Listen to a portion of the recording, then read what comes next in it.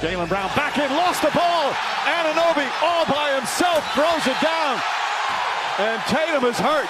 Tatum is down. All right, we're back on Get Up, and the news yesterday was exactly what we feared it was going to be. Superstar Celtics forward Jayson Tatum underwent surgery to repair a ruptured right Achilles tendon. Well, he's going to do everything in his power to be ready to smash the timetable everyone's got for him returning from an Achilles. He is a top 5 well-trained athlete in basketball. He doesn't miss lifts.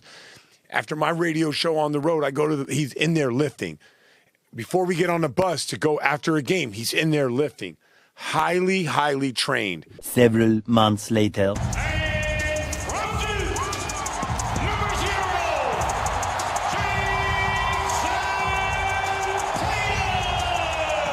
When you look at the 2026 NBA season, there are a few teams that have completely shattered expectations. The San Antonio Spurs and the Detroit Pistons are perfect examples. Both are young teams that many people believed were still years away from competing. Yet somehow, they've arrived ahead of schedule and turned into two of the best stories of the season. But in my opinion, the most surprising story might actually belong to the Boston Celtics. This was supposed to be a gap year for Boston.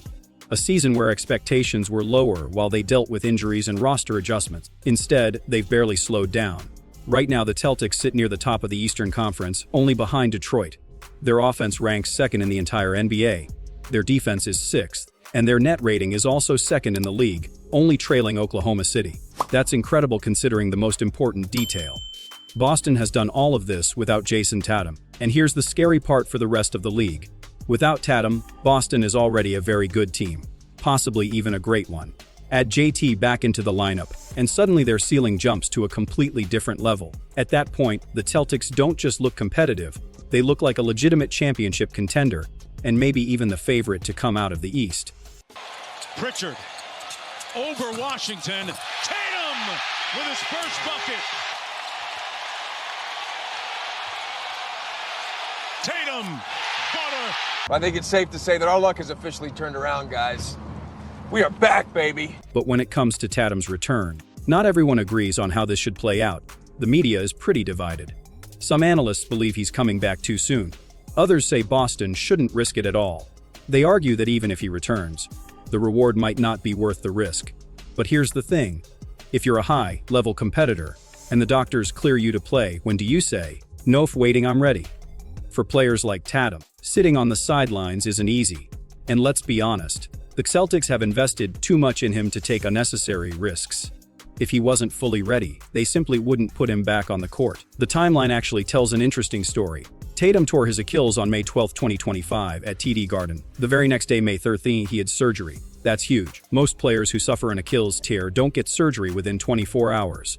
There are usually delays, travel, scheduling issues. But Tatum's surgery happened immediately.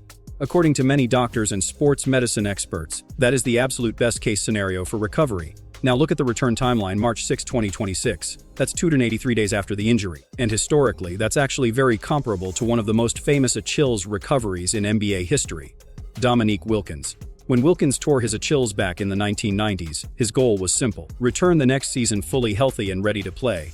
And he did exactly that. The time between his injury and his comeback, 298 days, almost identical to Tatum's timeline, even though it happened 30 years ago. I decided to not let that injury beat me.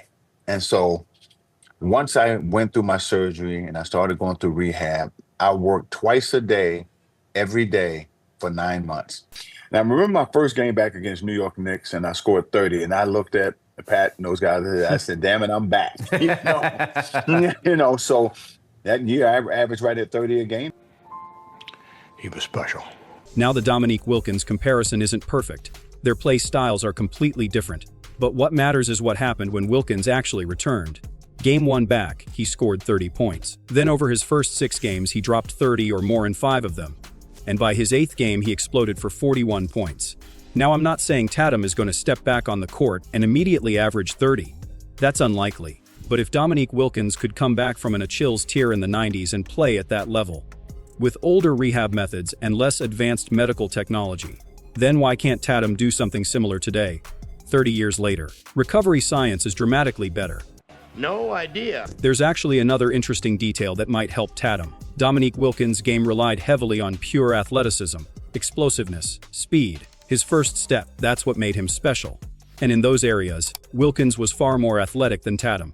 But strangely enough, that might actually work in Tatum's favor.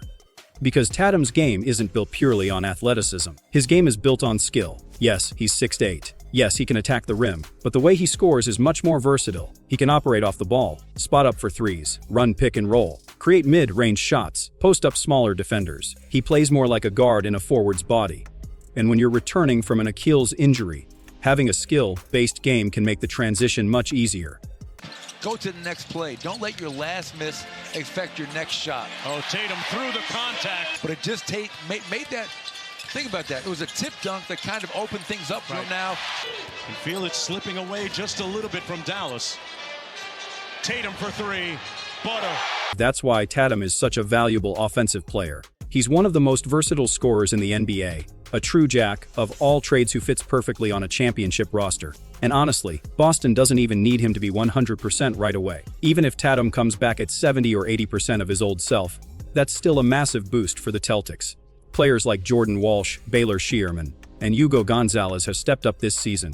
They've been solid role players, but they're not Jayson Tatum, even at 80%.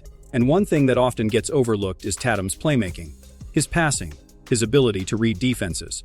Those young role players mainly provide defense and spot-up shooting. Tatum creates offense. Just think about what that means for Jaylen Brown. Right now, Brown is averaging close to 30 points a game. That's incredible, but he's working extremely hard for those buckets. Once Tatum returns, defenses will have to shift their focus again. And suddenly, those same 30 points become much easier to score. Competed defensively. I think he had 3 assists, 2 rebounds before he even took his first shot. So I think just the playmaking. Tatum being guarded by Cooper Flagg, the rookie. Tatum lobs it up for Keita. Brown getting a breather off the wide action. Tatum sprays it out to a wide open Hauser. Keita on the short roll got the layup. And another assist for Tatum. But just a steady balance, of the things, of the process, of what we need to do to win. And I thought he attacked that, well tonight. And now zoom out and look at the Eastern Conference. There are 4 real contenders right now: Cleveland, Detroit, New York, Boston. But every single one of them has question marks. For Boston, the obvious question is Tatum's return. How good will he be in the playoffs? For Cleveland, the issue is James Harden. They added him to reshape the offense, but Harden's playoff history is complicated. That uncertainty follows him everywhere. Detroit's biggest problem is shooting. They rely heavily on Cade Cunningham, and if that offense stalls, things could get ugly quickly. Then there's the Knicks. Their biggest wild card is Karl Anthony Towns. Can he stay consistent? Can he handle the pressure in big playoff moments? Some people trust him, others not so much, which means the Eastern Conference is basically wide open. 4 teams could realistically reach the finals. But the moment Jayson Tatum returns for Boston, the entire equation changes. Suddenly, the Celtics' ceiling becomes an NBA championship, and based on their experience, roster depth, and system, you could easily argue Boston should become the favorite to win the East. And it's a very tightly packed East. I understand Detroit's been #1 for the entire season, but they have their flaws, okay? Let's be honest. Only one of these teams can materially improve with the addition of a player, and that's the Celtics. Correct! That's the way it is. If he comes back and is even close to the All-NBA player that he has been for years, it is an absolute game-changing moment. One last thing to keep in mind: Boston's upcoming schedule is brutal. Over the next few weeks, they face Cleveland, San Antonio, Oklahoma City twice, Minnesota, and Phoenix. That's a tough stretch for any team. So what's probably going to happen? Boston will win some games, lose some games, and hover around 500 during that stretch. And when that happens, the media is going to jump all over it. They'll start saying things like, Jayson Tatum ruined the team chemistry. But in reality, that won't be the story at all. The real story will simply be that Boston's schedule got significantly harder.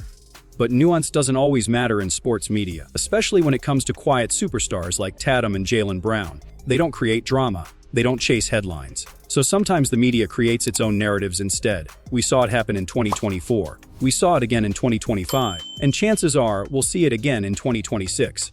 Thanks for watching, and I'll see you in the next video.